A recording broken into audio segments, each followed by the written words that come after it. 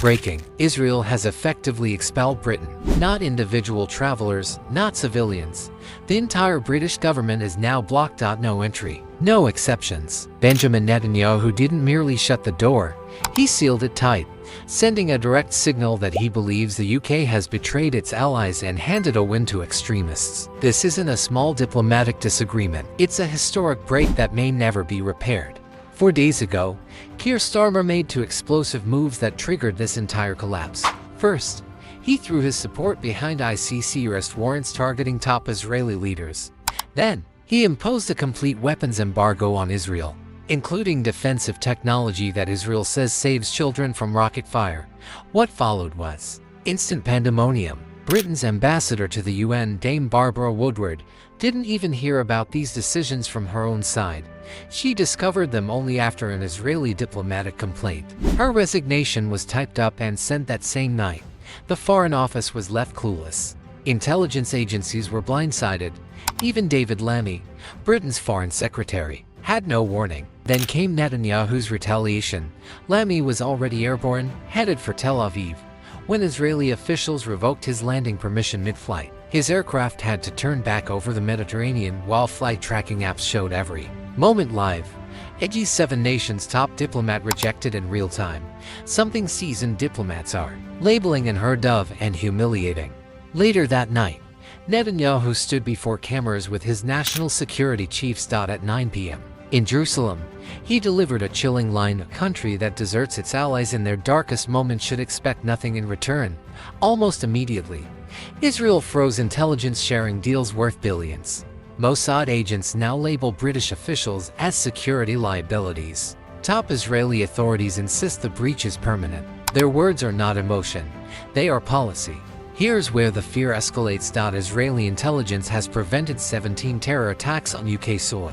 That protection stream just went black.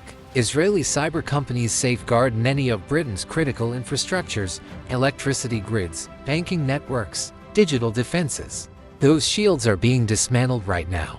Defense projects worth £12 billion are collapsing rapidly. Families who depended on shared counter-terror operations now face a deadly gap that cannot be filled. Michael Green understands that danger personally. 3 years ago, Israeli intelligence foiled a kidnapping attempt against his daughter. He says her life was saved because of that cooperation that no longer exists. Meanwhile, in London, Starmer pitched his decision as moral leadership, Britain standing tall, lecturing others. Former MI6 head Sir Alex Younger calls it the biggest foreign policy blunder since Suez. Lord Robertson warns Britain has just dumped its strongest intelligence ally in the Middle East. These aren't angry politicians, these are the architects of Britain's entire security system. And yes, it worsens. Saudi Arabia, UAE, or AIM states tied to Israel through the Abraham Accords were quietly siding with Israel. Inside a closed Gulf meeting, ministers questioned whether British security guarantees have any meaning left. Jordan is raising the same concern. Arab diplomats say decades of trust were destroyed in one news cycle. Now London finds itself distrusted by Israelis and Arabs at the same time. A two-front diplomatic disaster. Markets reacted instantly. The British pound sank against the shekel. £30 billion in two-way trade is suddenly unstable. UK companies are getting pushed out of Israeli tech projects. Online, the hashtag Britain betrays its allies is exploding. Jewish communities in the UK are asking a terrifying question. Without Israeli intelligence, who protects us? Inside number 10, panic has set in. Defense Secretary John Healey slammed the move as national security suicide.